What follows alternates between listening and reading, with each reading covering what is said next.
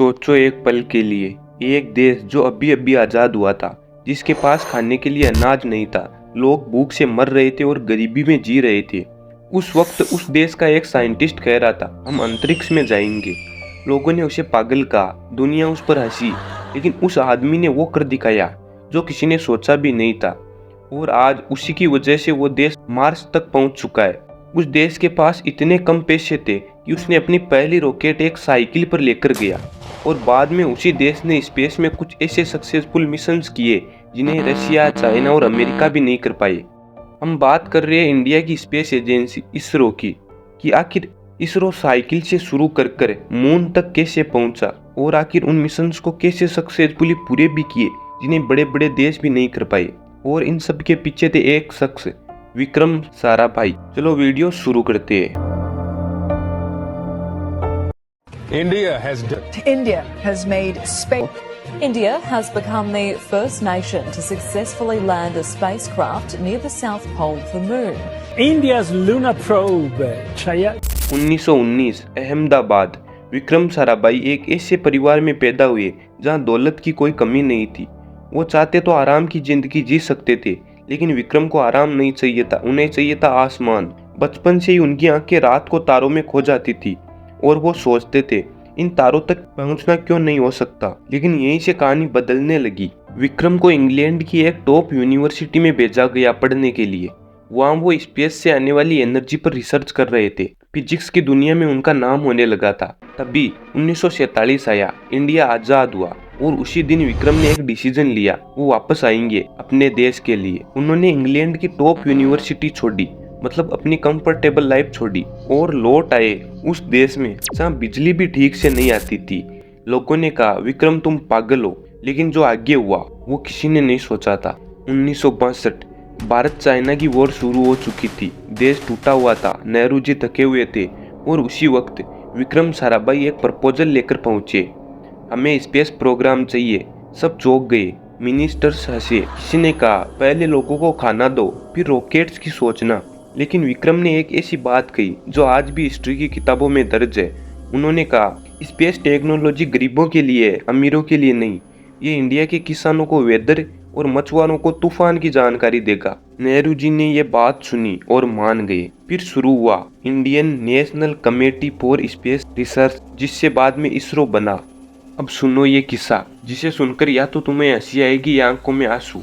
विक्रम साराभाई को rocket launch करना था, इंडिया का पहला रॉकेट जो अमेरिका से आया था, नाम नाइकी अपाची।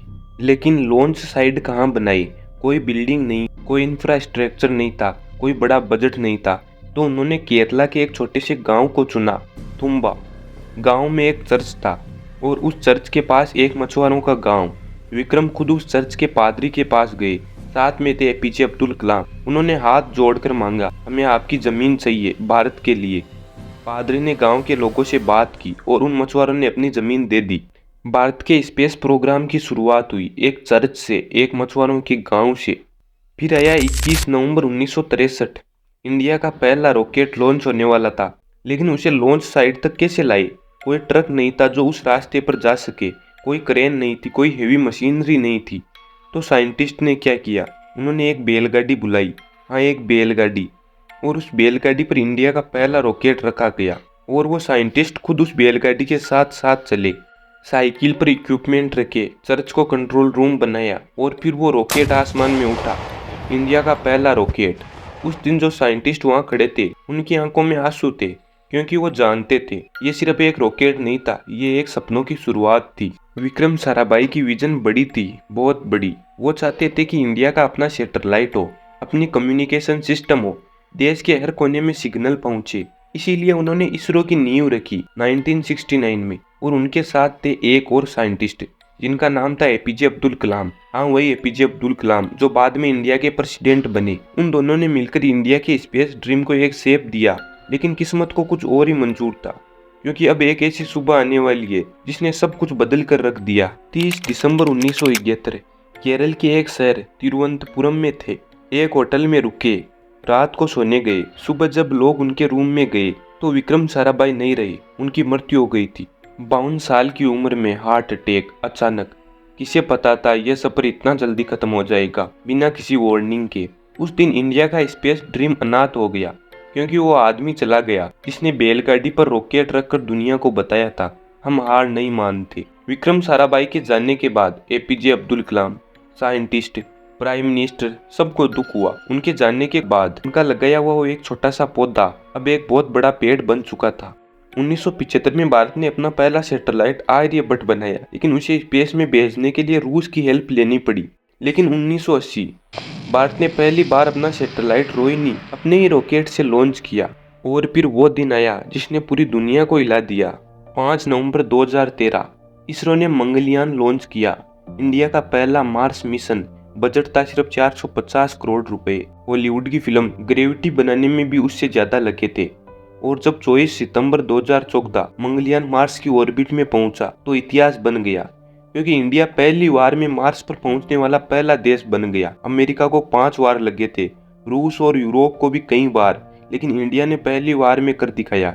इसरो के साइंटिस्ट खुशियां मना रहे थे, एक दूसरे के गले लग रहे थे और उस कमरे में इनविजिबल रूप से शायद विक्रम साराभाई भी मुस्कुरा रहे थे।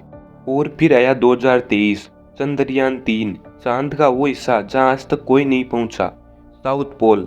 23 अगस्त 2023 शाम के 6:04 विक्रम लैंडर, हाँ विक्रम साराभाई के नाम पर, चांद की जमीन को छूता है। पूरा देश एक साथ चिल्लाया, Becoming the first nation to land near the south pole of moon.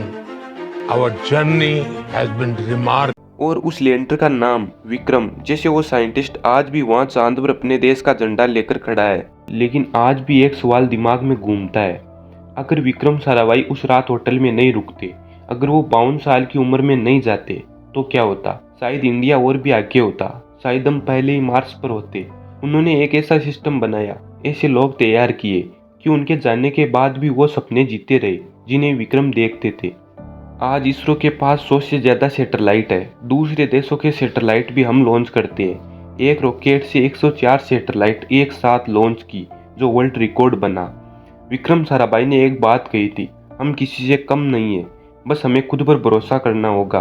आज जब चंद्रयान चांद पर जा चुका है, जब मंगलयान मार्स पर जा चुका है, जब गगनयान की तैयारी हो रही है जहां भारतीय एस्ट्रोनॉट अंतरिक्ष में जाएंगे, तो वो बात सच साबित हो चुकी है, हम किसी से कम नहीं है। और जिसने ये सिखाया वो आज हमारे बीच नहीं है, लेकिन उनका नाम हर उस रॉकेट पर है जो आसमान चीरती है, हर उस सैटेलाइट पर है जो धरती का चक्कर लगाती है, और उस लैंडर पर है जो चांद की मिट्टी पर खड़ा है, विक्रम। तो आज के लिए बस इतना ही, मिलते हैं किसी नेक्स्ट वीडियो में, तब तक के लिए बाय बाय।